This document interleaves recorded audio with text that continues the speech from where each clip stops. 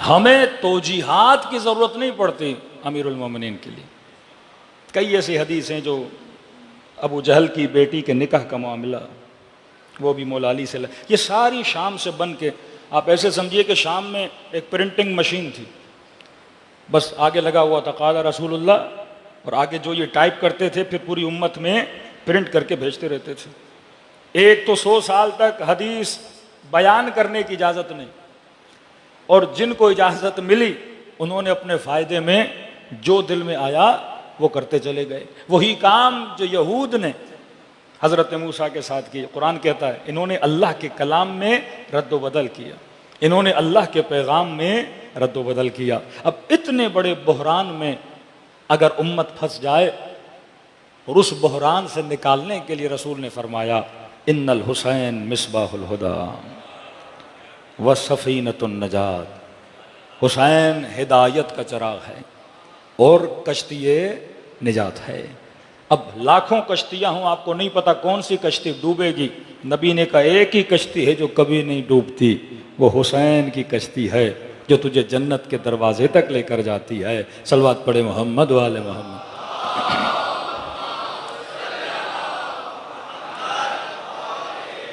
तो पहली सिफत जो असहाब अहल बैत में थी वो बसीरत की सिफत थी। वो पहचान पा रहे थे कि हक क्या है बातिल क्या। जनाब अम्मार बसीर थे, अबू ज़र गफ़ारी बसीर थे, इब्न अब्बास बसीर थे, जनाब बिलाल बसीर थे। इनको पता था हक क्या है, और जिनमें बसारत की कमी थी उन्होंने दामन अहले बैत को छोड़ दिया और वहाँ तक जाके पहुँचे कि नबी के बेटे का सर कलम करके नो के नेज़ा पे रख लिया। कभी कभी यही हदीसें इनकी मुखालिफत में आ जाती हैं, यानी इतनी सख्त हदीसें हैं कि हाकिम के खिलाफ उठे दीन से खारिज हो गया, जमात से खारिज हो गया, क़यामत के दिन जलील हो जाएगा, जहन्नुम में उसका सर फेंका जाएगा। फिर जब आप सवाल करते हो कि उम्मत के बड़े बड़े अकाबिर अली के मुकाबले में निकल के आ गए, वो भी तो हाकिम थे, उनके लिए आपका क्या फतवा है, तो फ़ौरन कहते हैं इन बातों को नहीं छेड़िए, हमारा क्या जाए, बड़ों की लड़ाई थी, बड़े जाने और अल्लाह जाने। सलवात पढ़े मोहम्मद वाले मोहम्मद।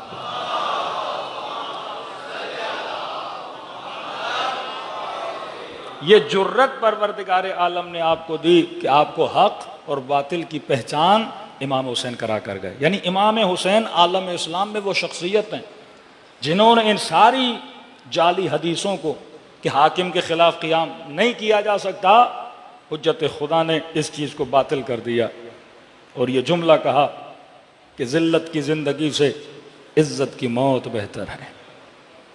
का तुम मुझे दुनिया में रुसवा करना चाहते हो, कोई बात नहीं, लेकिन हुसैन को दुनिया में जो भी हो जाए बर्दाश्त है, लेकिन रब की दरबार में रुसवाई बर्दाश्त नहीं है। इज्जत मिले तो वहाँ मिले, दुनिया क्या है, 2 दिन की दुनिया है, गुजर जाएगी। इमाम हुसैन के आप खुतबात पढ़ेंगे, बरमला उस अकीदे को इमाम हुसैन क्या करते हैं, फाश फाश कर देते हैं। यानी अकाबिर उम्मत, असहाब अकाबिर मदीने में बैठे हैं, लेकिन इमाम हुसैन को समझा रहे हैं कि आप न जाइए।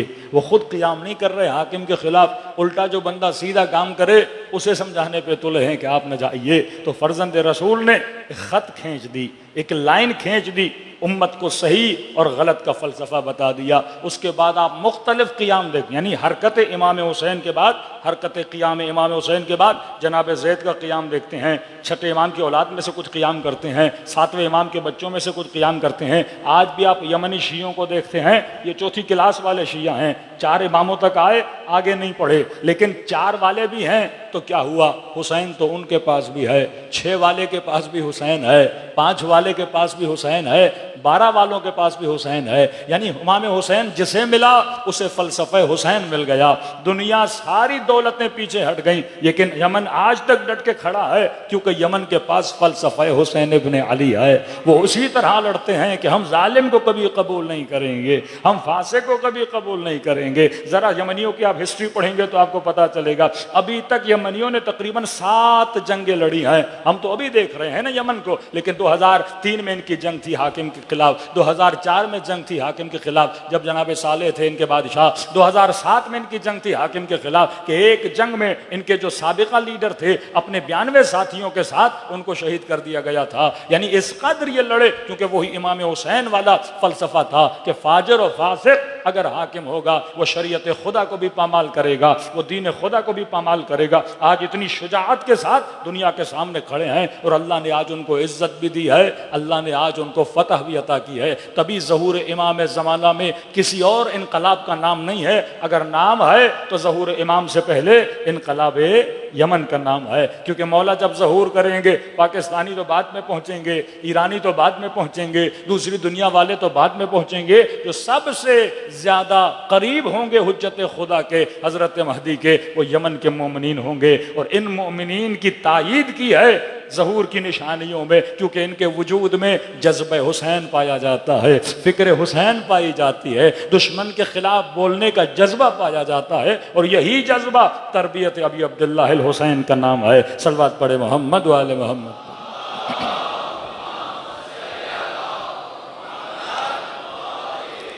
तो मुआशरा अगर इर्तिका चाहता है, अगर तरक्की चाहता है, तो फिक्र इमाम हुसैन मुआशरे में पैदा होनी चाहिए,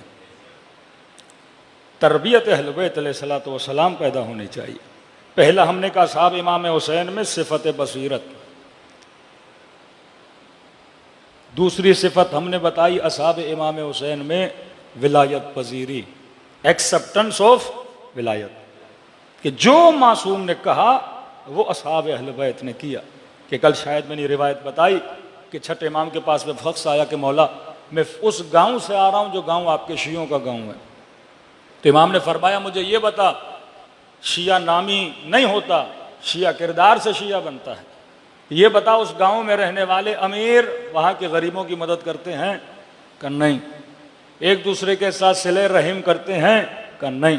इमाम ने कहा फिर ये हमारे शिया नहीं हो सकते। कौन है शिया? मासूम फरमाते हैं वो जो एक दूसरे मोमिनीन का, अपने बच्चे का ख्याल रखता है तो किसी और यतीम का भी ख्याल रखता है।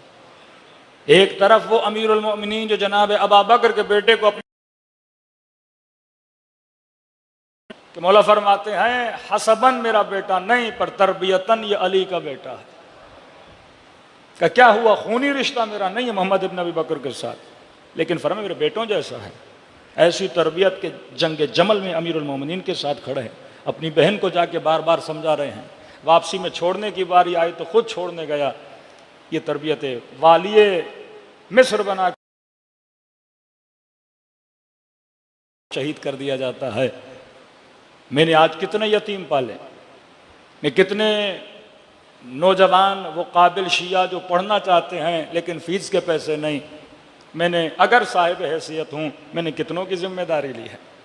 कितनी ऐसी बेवाएँ जिनके घर में राशन नहीं। हाँ, मजलिस में ये सुन के तो बड़ा मज़ा आता है कि जिस भी मासूम को जब गुस्ल दिया जाता था तो कांधों पे काले निशान के असरात होते थे और पूछा जाता था मौला ये असर किसका है? कि रात के अंधेरे में यतीमों के दरवाज़ों तक खाना पहुंचाते थे।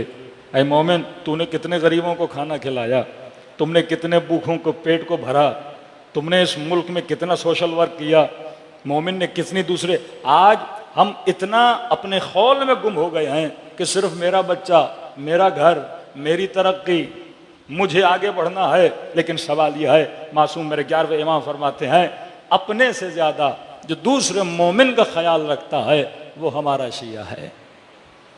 क्योंकि इस नेटवर्क विलायत में अगर रहते हो तो एक दूसरे का ख्याल रखना है। फरमाया ये निशानी है, जो सिर्फ अपना सोचे फरमाया वो हमारा शिया नहीं हो सकता। दूसरी सिफत विलायत पजीरी की, फरमाया जो अहले विलायत है उसके अंदर ये सिफत होनी चाहिए, जिससे अल्लाह ने रोका है उससे ये रुक जाता है, जिसका खुदा ने हुक्म दिया है उसमें ये आगे बढ़ता है, कभी भी इबादत में सुस्ती नहीं करता, कभी भी हराम काम करने से इसके अंदर लालच पैदा नहीं होती कि मैं हराम के आगे बढ़ूं। फरमाया जिससे हमने रोका ले आमिर बिल मारूफ व अनहा अनिल मुनकर, वो करता है जो हमने कहा, उससे रुक जाता है जिससे हमने रोका है। कि अबू बसीर मेरे छठे इमाम का शागिर्द है, दर्स तफसीर देते थे मेरे मौला के ये सहाबी, तो ख़वातीन को दर्स तफसीर देने गए। कितने मासूम सेंसिटिव थे, अगर कोई उनका चाहने वाला गलती भी कर लेता था फ़ौरन मासूम उसका कान पकड़ते थे और उसे याद दिलाते थे कि ये भूलना मत कि तू किसका शिया है, तो अहले बैत का चाहने वाले का शिया है, उनका शिया है जिनसे खुदा ने रिज्स और निजासत को दूर रखा है। लिहाजा तुम्हें भी ऐसा बनना चाहिए कि दुनिया तुझे देखे लेकिन याद अली की आए, दुनिया तुझे देखे याद उनको हुसैन की आए। जैसे दर्स दे रहा था ख़वातीन को, कि दर्स देते देते इसने दर्स के दरमियान ख़वातीन से एक मजाक किया। जिस तरह आज बाग मुफ्ती मौलवी दर्स तफसीर के बीच में चुटकुले सुना रहे होते हैं, इसने ख़वातीन के साथ क्या कर दिया, मजाक कर दिया। जैसे मजाक किया, अगले दिन छठे इमाम से मिलने गया। इमाम ने कहा, अबू बसीर मैंने सुना है तू दर्स तफसीर में नामहरमों से मजाक कर रहा था, का आखिरी बार मना कर रहा हूं, अगर हमारी महफिलों में बैठने का आदी है कभी नामहरम से मजाक न किया कर, का यहीं से शैतान चिंगारी लगाता है, इतने दूर हो जाओगे फिर दामन जाफर सादिक भी तुझे नजर नहीं आएगा। फौरन रोक देते थे। माना हाकुम, जिस चीज से हमने रोका है उस चीज से हमारा शिया रुक जाता है। तीसरी सिफत मेरे 11वें इमाम फरमाते, हमारे शियों की सिफत यह है, ये जब अल्लाह के रास्ते पे चलते हैं तो फरमाया ये किसी टोकने वाले की टोक से परेशान नहीं होते, किसी मलामत करने वाले की मलामत से परेशान नहीं होते।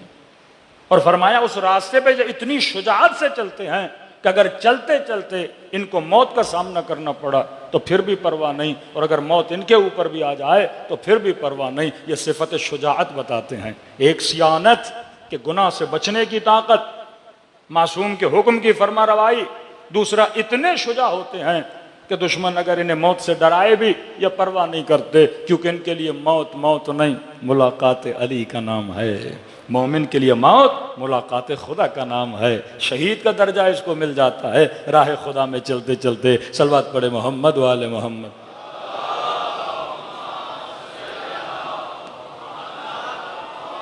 तो दो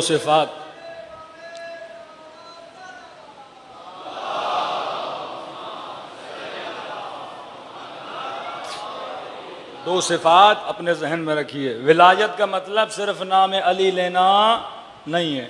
कल भी कहा, कहाँ या अली कहना और कहाँ अली के साथ रहना। बहुत आसान है अपने घर पे अलम लगाना, लेकिन बहुत मुश्किल है साहिबे अलम का अदब अपनी ज़ात में पैदा करना। हाँ? बहुत आसान है जनाब सैयदा की चादर पे रोना, लेकिन सही से हर जगह पे उस चादर को सर पे रखना कि किसी नामहरम की निगाह मेरे बालों पे न पड़े, ये मुश्किल है। शुजाअत अली का बयान करना बड़ा आसान है कि सब भाग गए लेकिन अली मैदान में रुके रहे। लेकिन हक के मैदान में खड़े रहना, हर वक्त हक का साथ देना, वाकई ये मुश्किल होता है। बातें करना, इमाम हुसैन का जुमला अपने कानों में बिठा लीजिए, अन्नासु अबीद दुनिया, लोग दुनिया के बंदे हैं। दीन इनकी ज़बान की चिटकारी का नाम है।